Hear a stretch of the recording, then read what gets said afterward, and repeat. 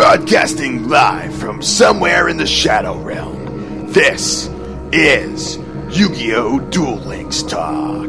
Here's your host, Dimmaduel.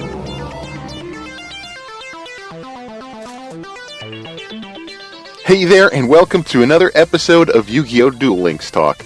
Today, we're going to take a look at Seto Kaiba's level 40 victory rewards within the Duel Gate, in the actual Duel World itself. So, what I want to go through is just some of the potential rewards that you're able to get from going up against Kaiba here.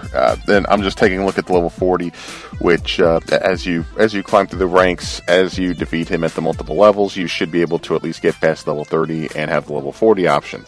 So, we're going to start with some of the worst possible cards that Seto Kaiba actually drops within here.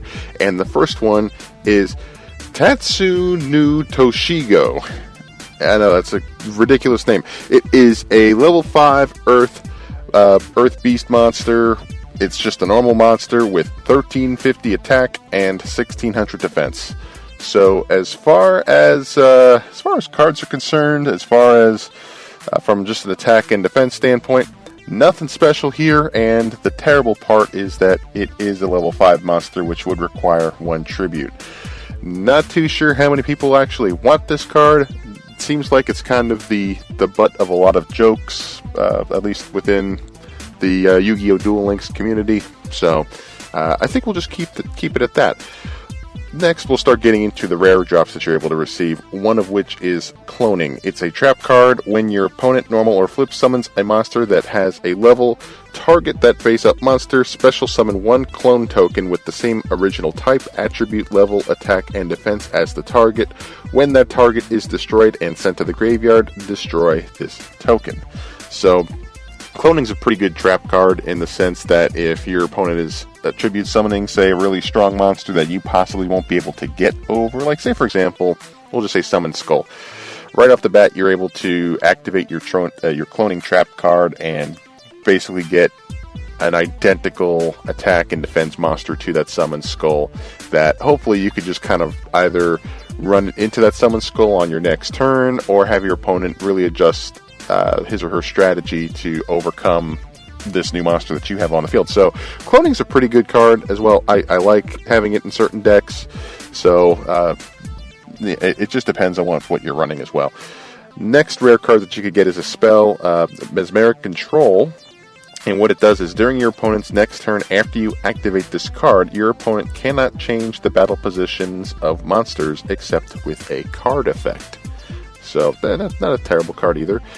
Next rare card is the Flute of Summoning Dragon. It's a spell card. Special summon up to 2 dragon-type monsters from your hand. Lord of D must be on the field to activate and resolve this effect.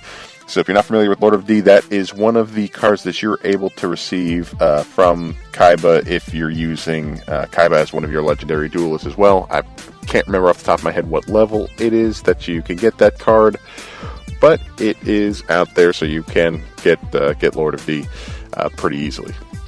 The next one is an effect monster, White Effigy. It is a level 4 fairy light monster, 1500 attack, 0 defense. Its effect is if you tribute summon a light normal monster, you could treat this one monster as 2 tributes.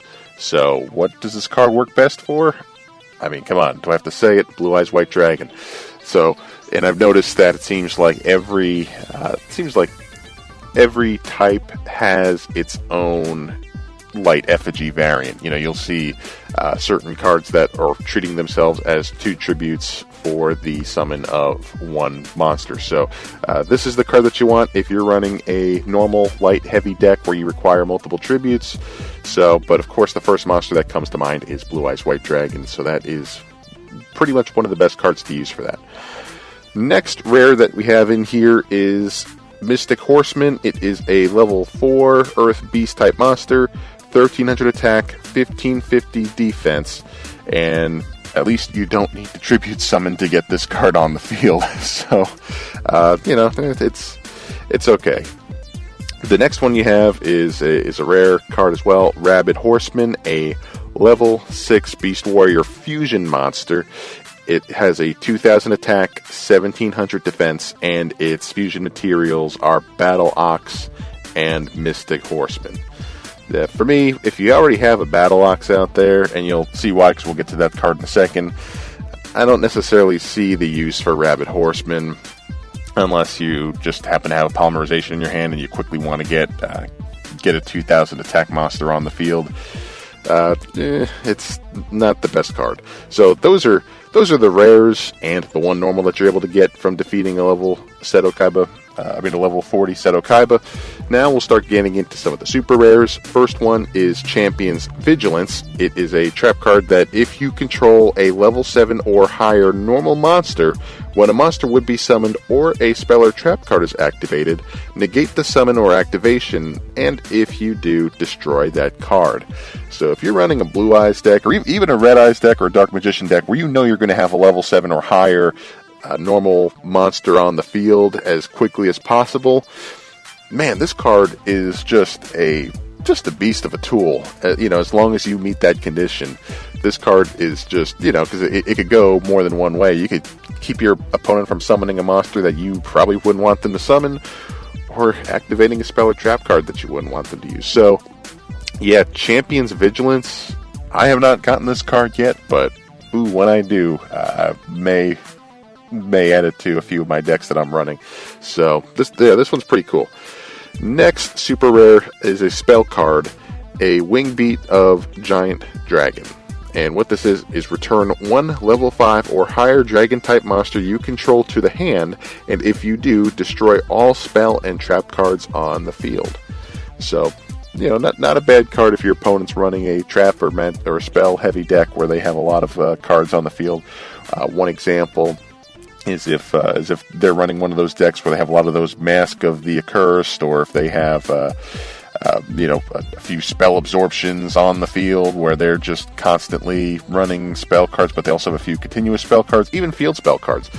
This should be able to destroy all of those cards if you, again, bring one of your level 5 or higher dragon monsters back to your hand. So, pretty good super rare card as well.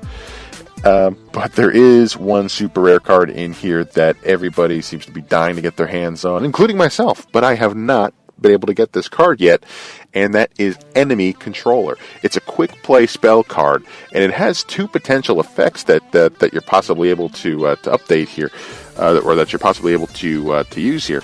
The one of the effects is target one face-up monster your opponent controls, change that target's battle position. So right off the bat, if you've got and I keep on harping back on this one, is say Summon Skull. It's got a high attack but a pretty low defense. Hey, this card right here, if you activate its first effect to target that monster and change it to defense position, you'd be pretty easy to get over that Summon Skull if you need to.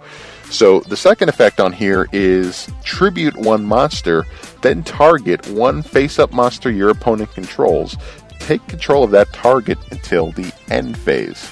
So, say for example, your opponent just fusion summoned a Master of Oz with 4,200 attack, and that's their lone monster on the field, while you're sitting there just getting your lower level monsters just run over, but you keep on sitting them in defense position, so you're not taking any life point damage. Well, if you have Enemy Controller, all you gotta do is just summon one of your weak monsters, activate Enemy Controller to tribute your weak monster away that was probably going to get destroyed anyway, and then take control of your opponent's super strong monster and attack your opponent for the damage there. So whether or not they have another monster that you could run through, or if that is their sole monster and you could just get a direct attack on their life points, this is one of the best game changer cards that you could have. Enemy Controller is one of the most sought after cards right now within, it seems like, the current way that things are formatted. So, yep. Anyway, it's a very difficult super rare to get. So, moving forward to another effect monster. This one is a level 3 warrior, dark, with an attack of 1,200, 1,400 defense. It is Familiar Knight. And its effect is, when this card is destroyed by battle and sent to the graveyard, each player can special summon one level 4 monster from their hand. So not a terrible card, depending on what you're trying to run. But also, too, we'll just move forward on to the next super rare here, and that is a normal monster, Battle Ox. Level 4, Beast Warrior, 1700 attack, 1000 defense. It's just a pretty darn good 1700 attack beat stick. Nothing fancy here. It is just one of those classic Seto Kaiba cards. Again, the nostalgia kicks in, and of course that's also a monster that you can also use for the fusion of Rabid Horseman. So, multiple uses, but Battle Ox on its own is a pretty formidable level 4 monster. It's got a pretty decent attack. And the last card that level 40 Seto Kaiba can drop is the ultra rare Blue Eyes White Dragon. Surprise, surprise, the level 8, 3000 attack, 2500 defense, dragon type monster. This one is, of course, where you're going to be trying to run these types of decks around. Nothing wrong with getting another Blue Eyes White Dragon. So I know we were saving the best for last. But all in all, those are the potential cards that you can get. I know Tatsunuu Toshigo, or however you pronounce that card, is just an awful card to pull after putting up with level 40 Kaiba, but it seems like a lot of the other cards within this group of potential drops are pretty solid pickups to get.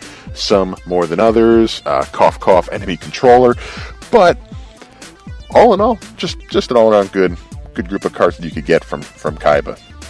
So, if there's anything there's any tips on how you're going up against Seto Kaiba and how you're farming Kaiba, I know there's plenty of videos out there as well on YouTube where people have really mastered the art of a high success rate of going up against level 40 Kaiba and just racking up the duel assessment score to go and get as many rewards as possible each time you win your duel.